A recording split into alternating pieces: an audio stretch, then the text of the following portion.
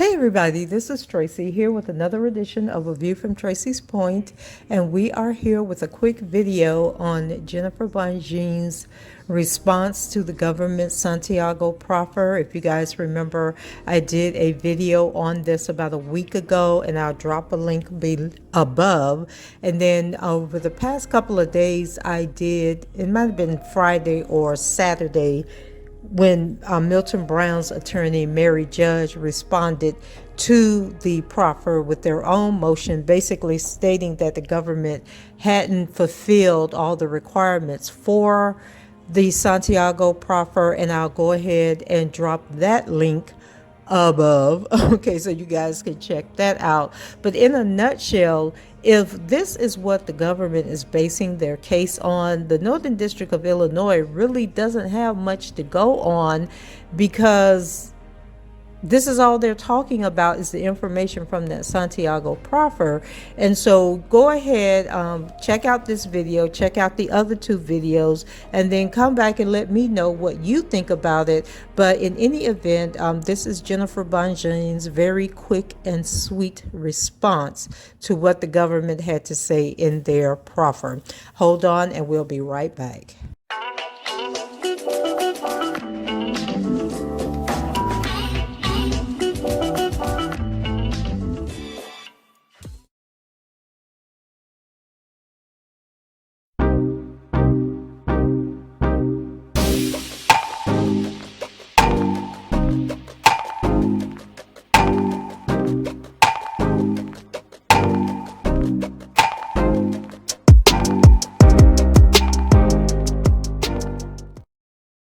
Okay, Jennifer Bonjean's response to the government's Santiago proffer in the Northern District of Illinois case was very short and sweet.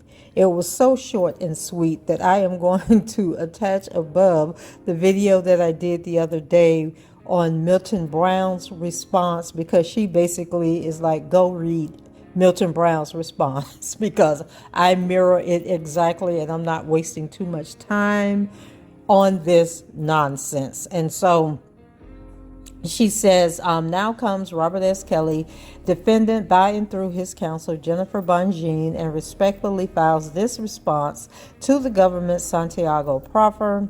1. At the outset, Kelly adopts the arguments advanced in co-defendant Brown's response to the government's Santiago proffer. 2. The government devotes 40 pages. That's right, y'all. And if you haven't read or listened to the video that I did on those 40 pages, I have dropped it above also. So it says the government devotes 40 pages to setting forth its theory of the case and showcasing its proposed evidence against the defendants. However, it fails to identify what statements it contends are admissible pursuant to federal rules of evidence. 3. The government has proffered its theory of the case, but has not proffered the actual statements it contends are co-conspirator statements. There is simply no way to determine whether any of the alleged undisclosed statements the government seeks to offer were made in furtherance of any conspiracy unless the government identifies the statements with some specificity. 4. The government bears the burden of establishing the 3 requirements set out in Federal Rules of Evidence 801 D2E for the admission of co-conspirator statements. The government here attempts to end-run its burden by overwhelming the court with a proffer of its evidence on the charged offenses without actually providing any specifics about the evidence it seeks to introduce under the exception to the hearsay rule. 5. The government's proffer is inadequate as it fails to provide defendant the opportunity to lodge an appropriate objection to the proposed evidence. Accordingly, this court should deny the government's motion. Respectfully submitted, Jennifer Bonjean. And that's her story, and she's sticking to it. Like, that was all she had to say on the matter. But I did want to share with you guys what that federal rules of evidence is, I think I read it in the first video that I did, but I will share it again here. Okay, it says Federal Rule of Evidence 801 D2E is the modern codification of the co-conspirator exception to the hearsay rule. For a statement, and you guys know hearsay is typically not admissible in court, but this provides an exception to providing hearsay as evidence.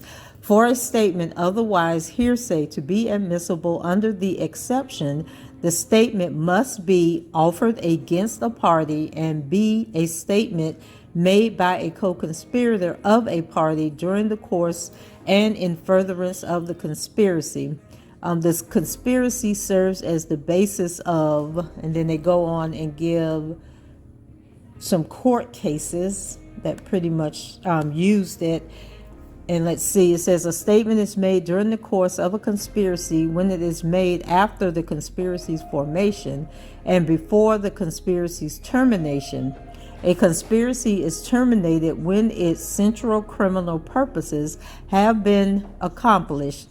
Grunwald versus United States, that was a case from 1957, and then United States versus Papaya, which was in the Seventh Circuit in 1977, and they determined furthermore a subsidiary conspiracy to conceal may not be implied from circumstantial evidence showing merely that the conspiracy was kept a secret and that the conspirators took care to cover up their crime in order to escape detection and punishment.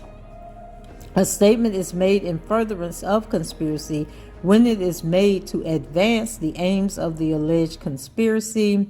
Then they quote a bunch of cases, and then from those cases, it is not necessary that the statements actually further the goals of the conspiracy, provided that was their intended effect.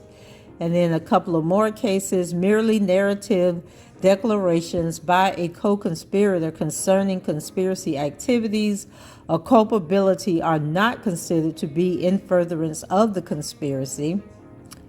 And a couple of more cases. And a few more cases. And so they just go on. So basically, it's just setting the groundwork for these hearsay statements. And so then the first part that I was reading to you continued on and said admissibility need not be charged in the indictment. An underlying conspiracy, an uncharged conspiracy to commit the substantive crime charge may serve as the basis of admissibility, whether a collateral conspiracy, an uncharged conspiracy does not underlie a substantive charge, can serve as the basis of admissibility is an issue that only recently has come before the federal court and is as yet unresolved. A typical scenario in which a collateral conspiracy issue might arise is as follows. The defendant is a member, is a member of a second conspiracy. Because it went on, they gave like a whole page worth of court. Okay. Then it picks back up like several pages down, so I'm sorry for the break there. In addition to the charged or underlying conspiracy, one of the defendant's co-conspirators in this collateral conspiracy makes a statement during the course and in furtherance of the collateral conspiracy that is relevant to the prosecution's case against the defendant. The prosecutor seeks to admit this statement against the defendant. If the declarant is also a member of the charged or underlying conspiracy, the prosecutor may argue that the statement was also made during the course and in furtherance of that conspiracy. If this is established, the statement meets the requirements of the co-conspirator exception and is admissible without further analysis. If, however, the declarant is not a member of the charged or underlying conspiracy, or the prosecutor cannot make the required showing, the prosecutor must establish a different basis for admitting the evidence. Some prosecutors have argued for a broad construction of the co-conspirator exception that would allow collateral conspiracies to serve as the basis of admissibility. This note argues that both construction and policy suggest that the extension of the exception to include collateral conspiracies is ill-advised. Although a broad construction of the exception may provide a useful tool for prosecutors, it poses serious dangers to criminal defendants. The co-conspirator exception to the hearsay rule is inherently a one-way exception. It allows the prosecution to admit potentially unreliable statements against a co-conspirator defendant, but does not permit the defendant to admit such statements on his behalf. A broad construction further unbalances this one-sided exception by vitiating the statutory limitations on the scope of the exception. A new group of potentially unreliable statements, which may be only remotely connected to the issue at trial, becomes admissible against the defendant. Part 1 of this note analyzes the collateral conspiracy issue in light of the theoretical foundations of the co-conspirator exception. This part concludes that a narrow construction is the inevitable result of a proper understanding of the rationales underlying the exception. Part 2 discusses the policies pertinent to interpretation of the exception and concludes with both evidentiary and constitutional policies militate against extending the co-conspirator exception to include collateral conspiracies. So basically, they're just talking about this document is like 25 pages long and it has like a whole bunch of citations that I'm not going to get into. But they're basically saying that it is a thin line that courts are walking when they allow the prosecution to enter these type of statements into a trial, because it limits the defendant's opportunity to defend himself against these statements. And so here you are giving these broad context of what is actually going to be presented at trial if the judge allows it, right? But you get to trial and you say something totally different. That leaves the defendant like, okay, hold up, wait, what? How do I defend this? How do I go find information or bring people in that can counter what this person is saying?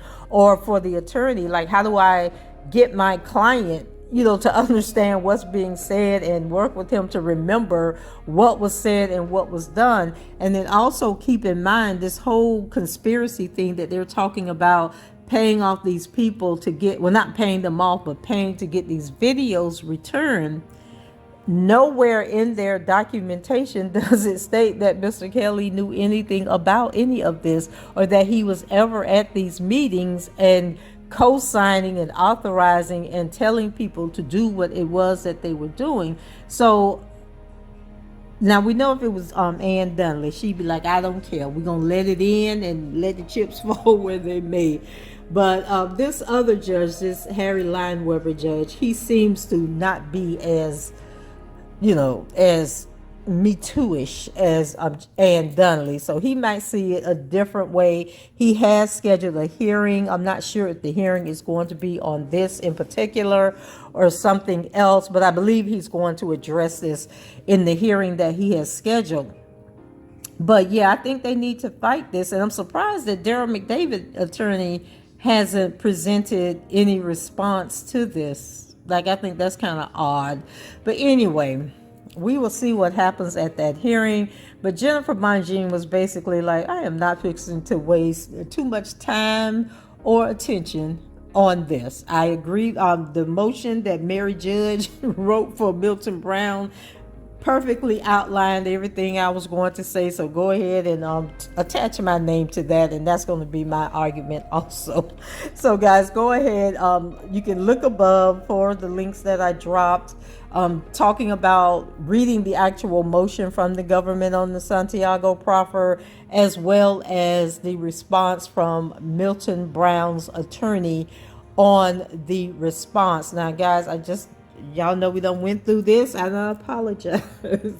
But in the video that I am going to link above, where I'm talking about the Santiago proffer and what the government has issued in their motion, I say that I think individuals B and C is Damon Pryor and Yule Brown. But y'all refreshed my memory, and it's so funny with the refreshing of the memory, because I was looking for a video the day that Jennifer Bonjean filed that motion about Larry McGee and Unwind with Tasha K. And remember, I said I thought I had already done a video on Larry and his case, and I was going to go back and look for that video. Well, while looking for that video, I came across the actual video that I did reading that article that I told y'all about in my follow-up, where the guy was basically explaining and talking about Keith and Chuck, or whatever their names are. And I came across that video that I had actually done about that. So 3 years talking about this subject. Yeah, I be getting stuff confused and mixed up, but y'all keep me honest, and I appreciate that. So anyway, I am going to go ahead and wrap this up. Leave your comments below, rate the video, and subscribe to the channel if you haven't done so already. And until the next time, I shall talk to you guys later. Bye bye.